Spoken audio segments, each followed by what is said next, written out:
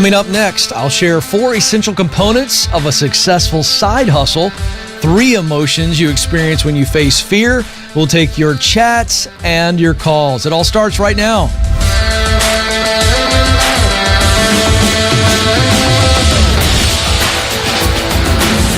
Coming to you live from Ramsey Studios in Nashville. You're joining a conversation about who you are, what you were created to do, where you want to do it, and how you can get there. It's all about you because you were created to fill a unique role. That means you are needed, even if you don't feel that way today. You are, in fact, needed. There is something the world needs from you, and I am here to help you figure out what it is and then show you, guide you, cheer you on to get there because there's a contribution that all of us have. So excited to have you with us. As you are watching today, jump into the chat room a little bit later. We'll get your questions. So fire those questions away straight and to the point because I can't go back and forth. Now, if you got a question that requires some back and forth, guess what? It's a toll-free number, 844-747-2577, 844-747-2577. Come on. I'm right here for you. It's one phone call away, and it's easy. I promise. I'm going to take really, really good care of you. So join the conversation. We'll get to those chats a little bit later. And while you're watching, if you enjoy the show, if it's encouraging you, right there at the bottom right-hand corner, I believe is where it is, below the video right now, hit that thumbs up. That is a wonderful way for YouTube to see that you are consuming and enjoying it. It really helps us. They pay attention to this stuff and they spread our show on their own. So give us a like if you're enjoying it. If you haven't subscribed yet, give us a subscribe. We really appreciate that as well.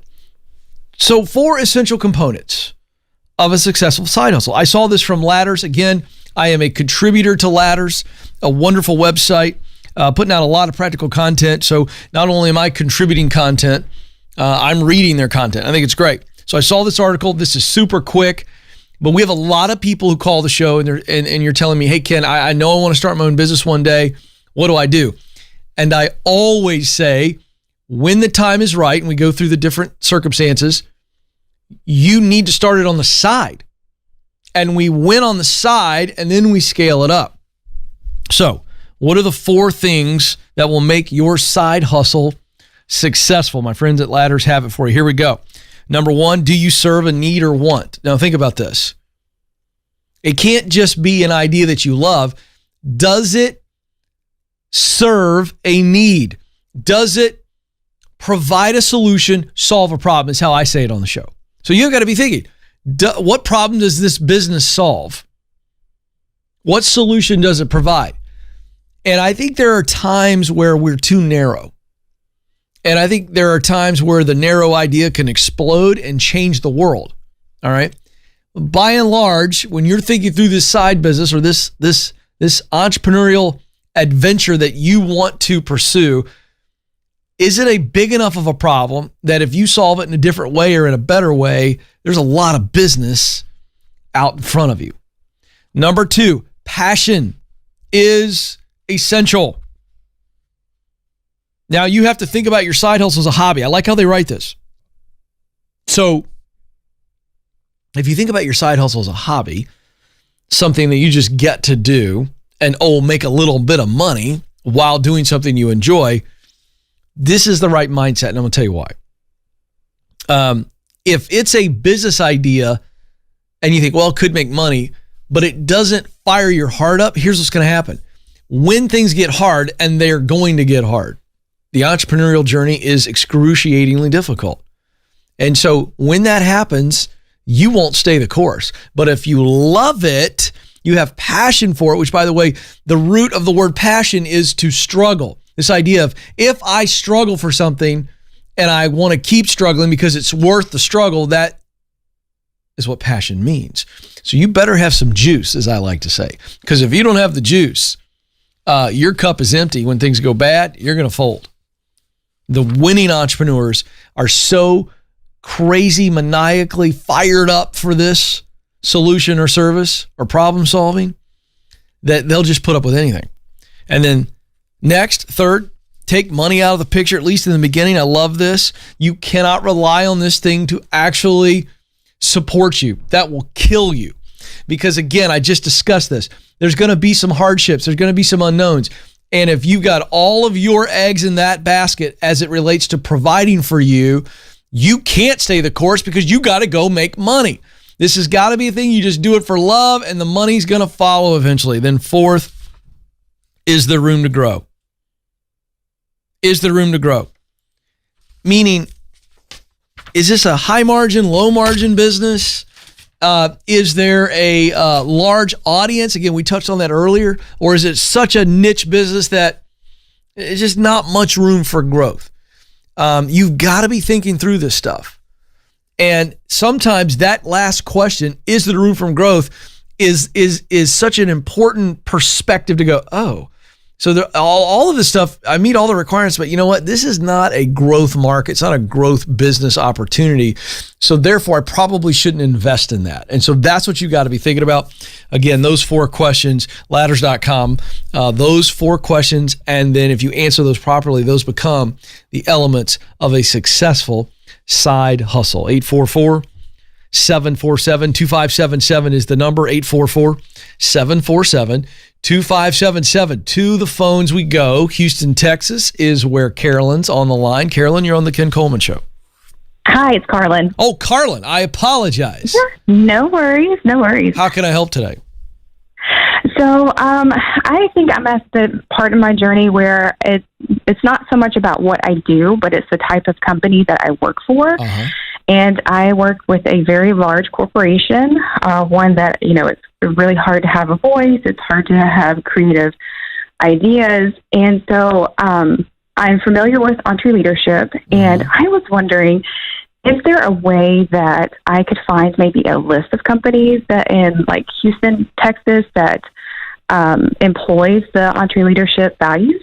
That's a really good question. I would tell you that there's a way to find out. Okay. And what I'm going to do is, when you're done with your call, and if this is your only question, then great. What I'll do is, when I put you on hold, Madison, she'll tell you how to connect with the EntreLeadership team. Okay. And you can literally tell them, hey, I called the Ken Coleman Show. He sent me here.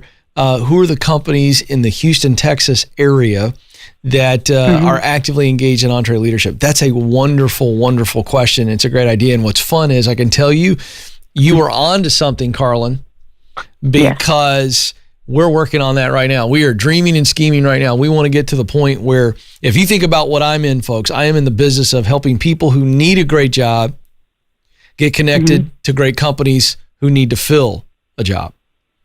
I mean, if you think about it, that's what I'm doing. And we've got some great companies that work with us and that we know are stellar and have great culture. So is that all you needed from me? It is, honestly. Great. Yeah. That's fine. Short and sweet and simple. I absolutely love it. It's totally fine. Hang on the line. Madison's going to tell you how to connect with our EntreLeadership team.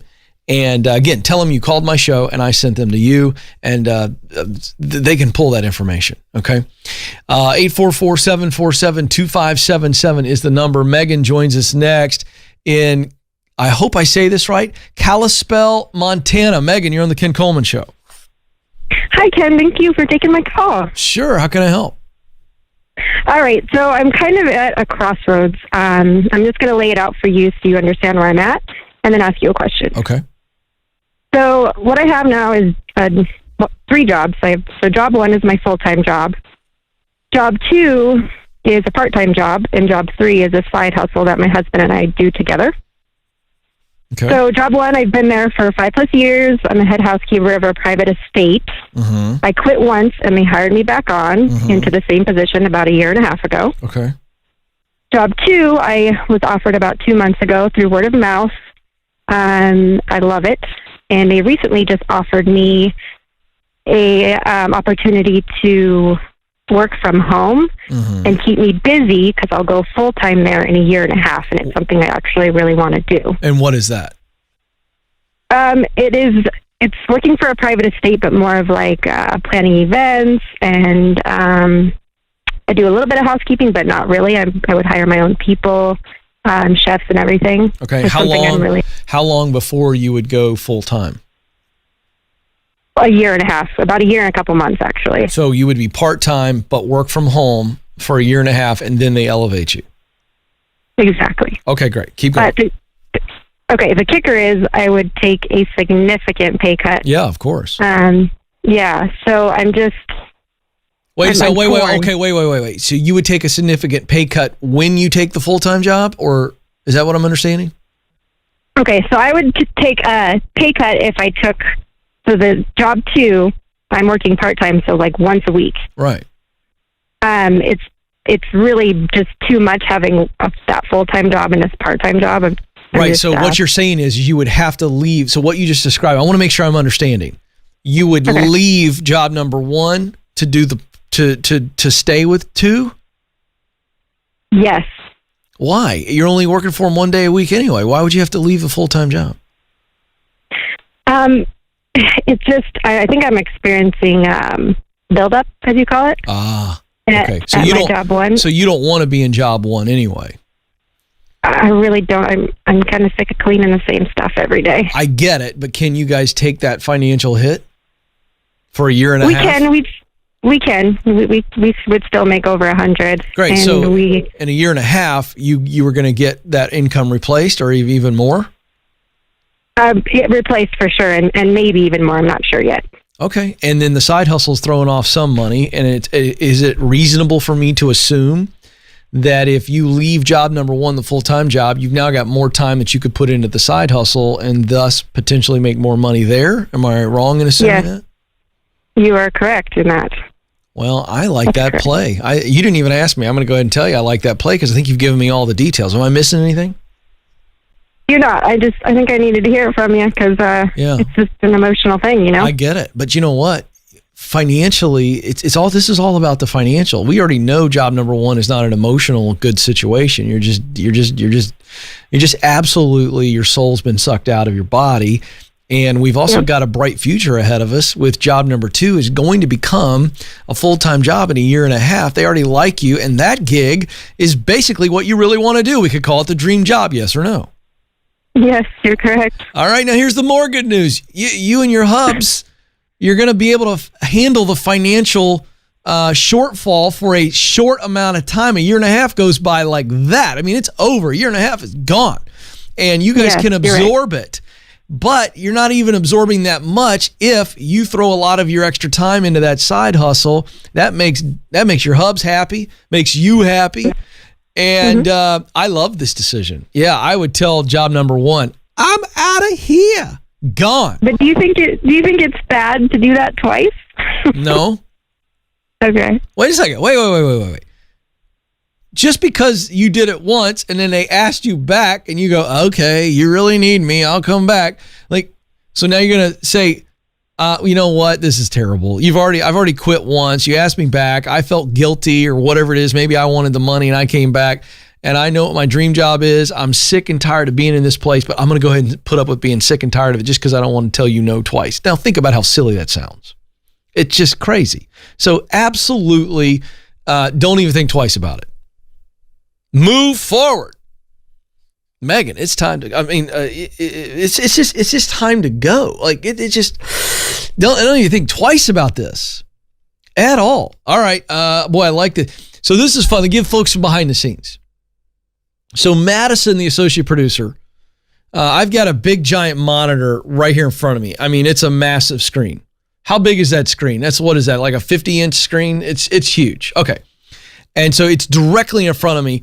And so when I take a call right over here on this little panel, you might be able to see some buttons here. When I take a call, it is corresponding with what Madison has on this giant screen, and it's got 6 lines, and she tells me Brian is up next from Denver. Now, before I take Brian, so I was like, well, do I go to the chat window? Because I'm in charge of the show. I can do whatever I want to do. And I looked up, and I said, and it says Brian.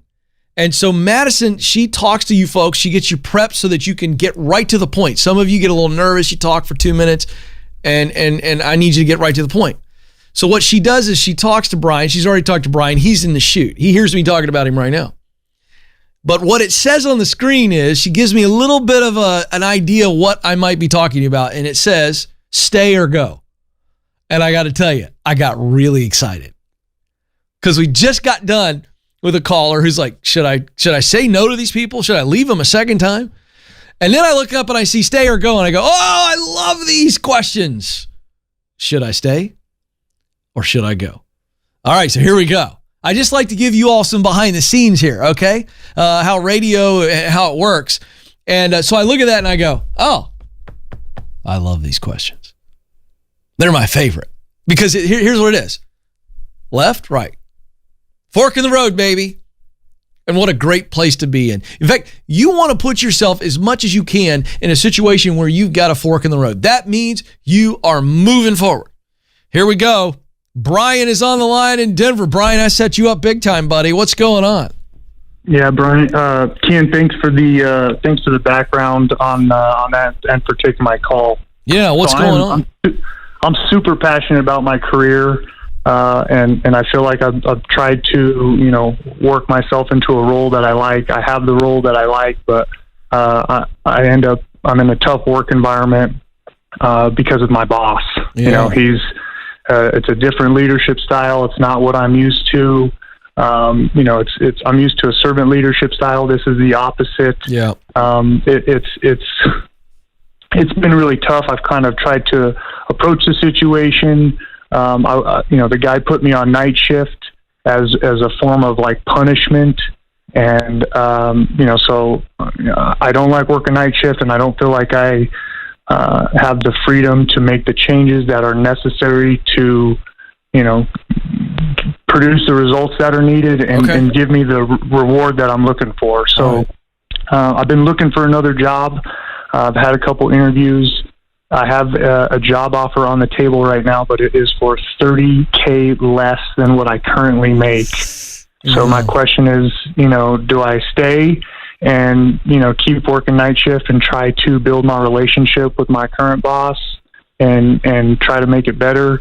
Do I leave for this job offer that I have right now that is $30K less? I don't think you can. Hold on. I don't think you can. Can you do that financially? Financially, yeah, absolutely, I can. It wouldn't cause any kind of grief, any kind of major tightness in the old budget?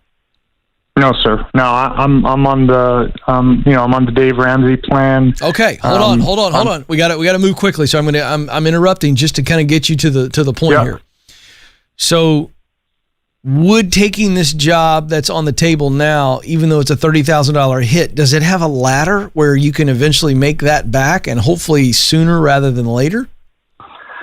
I'm hearing, that it does, and I feel, that there's some confidence to that. Ultimately, I would most likely be in a situation where I would have to move out of state for that opportunity. Would you be willing to do that? I would, but I'm in that situation right now. Do I take this job for $30K less now, or do I stay in what I'm doing and find a job that is of equal or more money with really the right role that I want and move out of state? Hold on. Hey, what's your fear? Tell me. My fear in doing that is that, I get into a bitter situation for myself, and that, my wife's work situation isn't, what it is now, because she really enjoys what she's doing and where she works. Okay, so hold on. So you kind of went circular there on me. You've got a not good leadership position above you, and yeah, I'd love for you to try to work it out. I don't have time to go into what you did or what he thinks you did that caused you to be punished by being put on the night shift. I don't have time to unpack that. But you've got a couple routes here. You either try to fix this with your leader and really put your big boy pants on and try to make this right. But the only reason you do that is because you actually love the role. Am I understanding that right?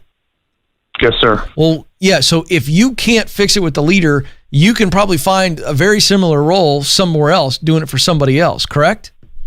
That's correct. Yeah, well, that's what I want you to do. And the question is... But I feel like I'm putting myself at risk there to potentially be in the same environment. No, you're not. You're not putting yourself at risk because you're assuming that every leader that you go work for in the future is going to be just as bad as this current leader, and that's fatalism. That's what that is. You're right, but the reason I am assuming that is because I feel like the past 3 leaders that I have worked for, and maybe this is, a complex with myself, but I feel like, what have the past 3 leaders shared in common that you didn't like? I'm curious. I don't want to be rude, but I feel just like incompetency.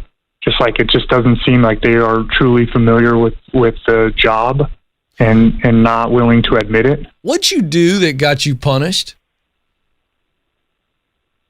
I feel like what was happening at work, so I just started this job. I'm 4 months into it. Hold on. I don't want an explanation. I want you to tell me what you think you did that got yourself punished with this. Well, I know what I did. It's not what I think. All right, tell me.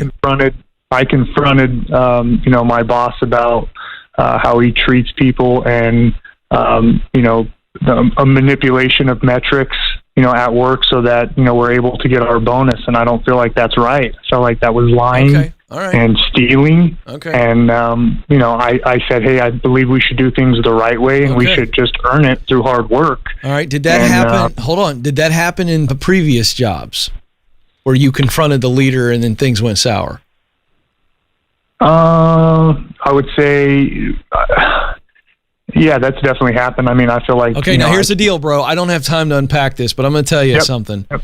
I think you know what to do, but I'm starting to see, here's the thing. You said it. You're the one that made me think this. And now I'm going to step on your toes a little bit, Brian, because I actually care for you. And I don't know that I'm right, but I'm starting to get a gut feeling, and I really trust my gut. Your concern is stepping into a new job and running into the same, the same kind of leadership problem you've had in the past. But it sounds like to me that all 3 of your leadership problems sound exactly the same or pretty darn similar, which means that the common denominator that I know exists is you.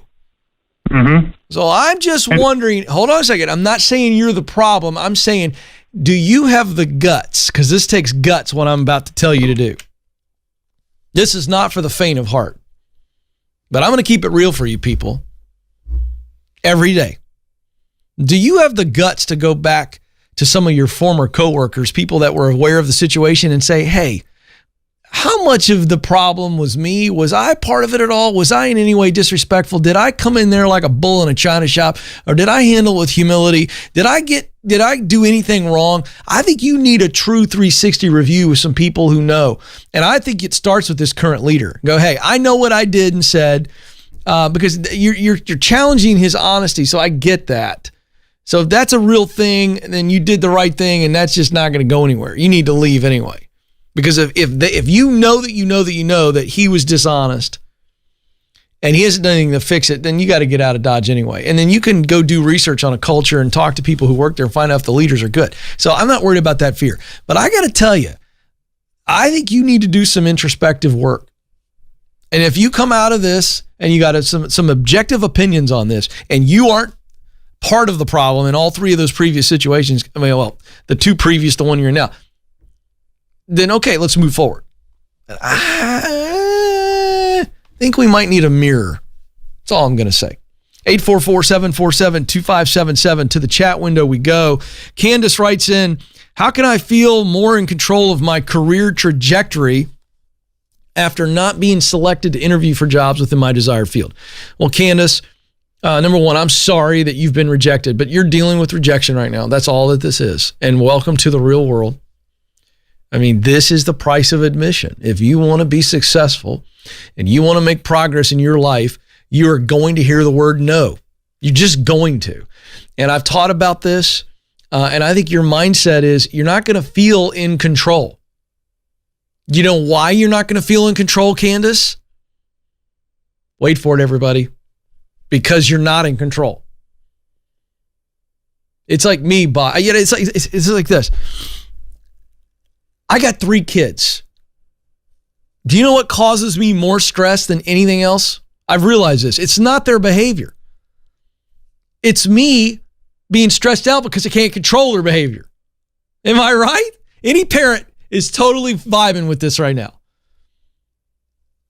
And when I realize these are 3 individual human beings and they're all 3 in middle school, which means their hormones are going bananas and they literally can't make a quality decision 2 times in a row. They just can't. They're growing up. I love my kids. I can't control my kids. So when I stop trying to control my kids, it will happen when I realize I can't control them. So when I realize I can't, then I don't try to. I got to tell you, it's freed me up as a parent. Now, Candace, you can't control who's going to like you, who's going to say yes. What you can control is your mindset. And your mindset is you've heard some no's. They just mean not yet, not here. Keep moving.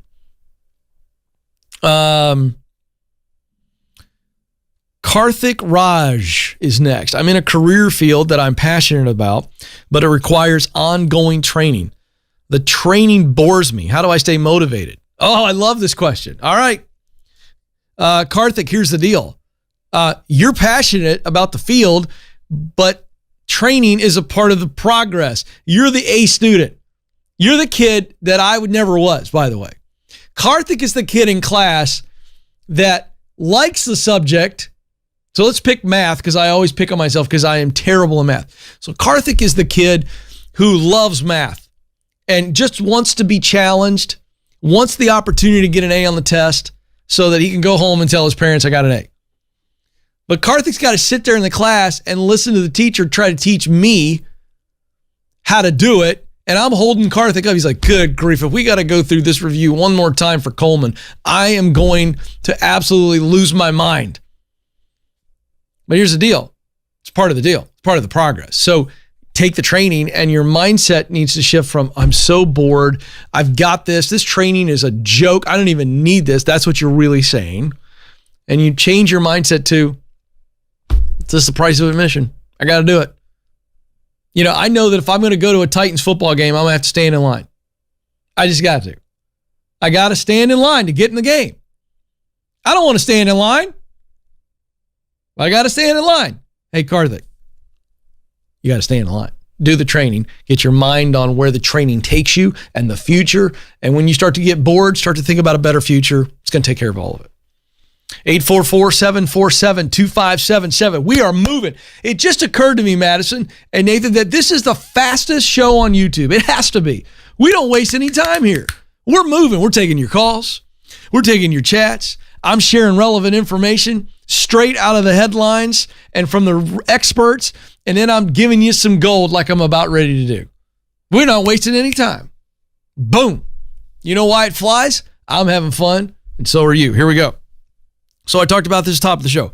3 emotions that you're going to deal with when you face fear. I talk about fear all the time on the show. I'm never going to stop talking about fear. Now, I wrote this article. It's at kencoleman.com. So if you want the deep dive, this is it right here. This is what it looks like. Let's zoom in on this here. I'm going to put it over here on this camera. I love to do this. I love to make sure Nathan's paying attention to me when he's over there playing words with friends. There it is.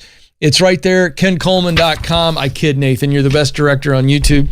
And so you can go to kencoleman.com, click on articles, and you can get the deep dive on what I'm about to teach. So I'm going to move through this really quickly because I want you to understand what you're going to deal with emotionally when you face your fear. Some of you are going, I know I need to face my fear, but there's a fear of facing fear.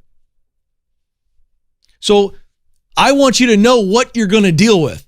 3 emotions. Number 1, the first emotion is agony. This is the idea of first time you jump into a pool, right? Right? So I remember back in the old days, okay, I'm a child of the 80s, they had these big concrete high dives at the community pool. I don't think those exist anymore, but this thing was like 20 feet in the air. And in order to pass my swim test, I've shared this on the show before, I had to jump off the high dive into the water and then swim to the side. That was your final test. And it absolutely gave me agony. I mean, it was all I could do to climb the steps. You know what I mean? It's like, oh my gosh. With each step that got me closer to the high dive, my legs got heavier because it was my fear. So we all experience agony right up into that moment where we have to step forward. You're going to deal with agony, and it's excruciating. Number 2, here's what happens. With all that agony that you face and you stay still, because that's what I did. By the way, I failed the test 2 summers in a row because I would not jump off. I had to, in shame, climb back down the ladder. I know, Madison, excruciatingly embarrassing. In tears, I got to walk past everybody. Sorry, excuse me, you know what I mean? And you're 8 years old. And everybody's like, what are you doing? And then they're whispering about you right in front of you. Oh, he's not jumping. He's scared. He's crying. Did you see his tears? He's crying. He's not jumping off the thing. Right? I'm embarrassed. But what happens is I'm not just embarrassed by others, I'm embarrassed by myself, right? And so I can't press through the agony. So you get that agony, and then guess it turns into anger. Then you get mad. Oh, I'm mad. I don't want to feel this way. But then you actually do it. And so let's fast forward to summer number 3. I'm 10. I jump off. I pop up out of the water. I swim to the side. My mom and dad are there. My friends are excited. They know I've struggled with this. Guess what the third emotion is? Awe. I mean, you're watching on YouTube right now. Let's go to this camera right here. I want to show you what happens with the emotion in the faces, all right? I'm going to show you the faces of what I just described because this is what happens. Okay, were you looking at me? All right, here's the deal. First, it's agony.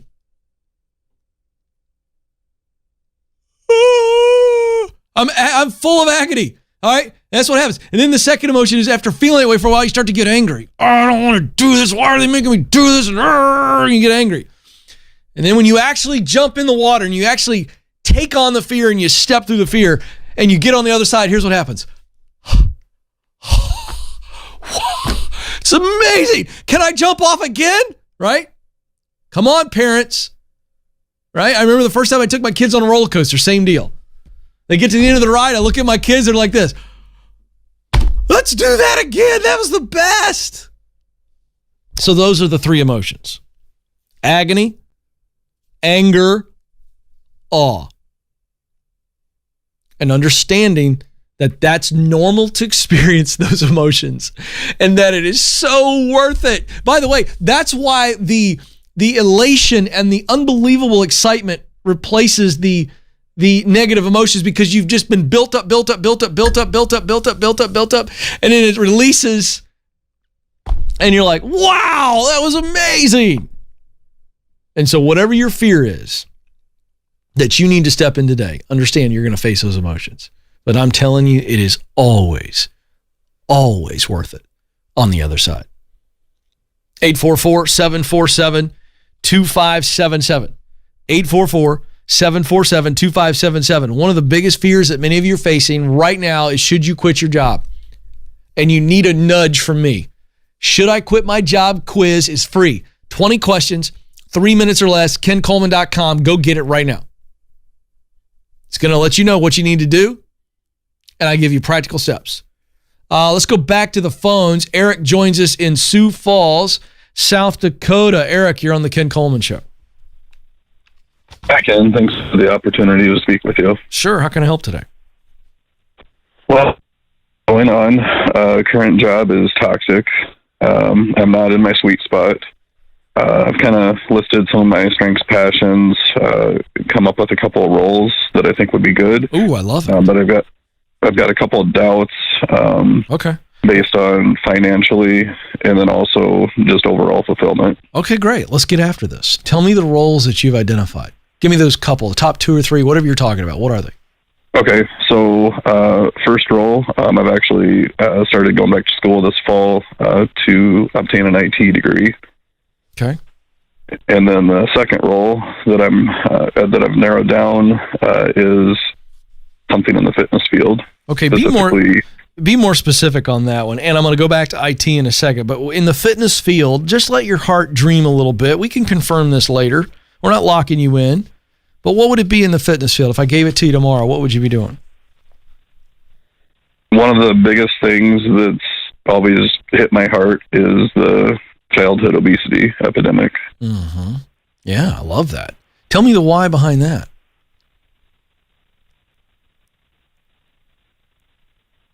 Eric? Sorry, I didn't catch that. Tell me the why. Why does childhood obesity get your heart? Why does it grab your heart? I know there's too many kids out there right now that are overweight, and I just don't feel like they have a mentor.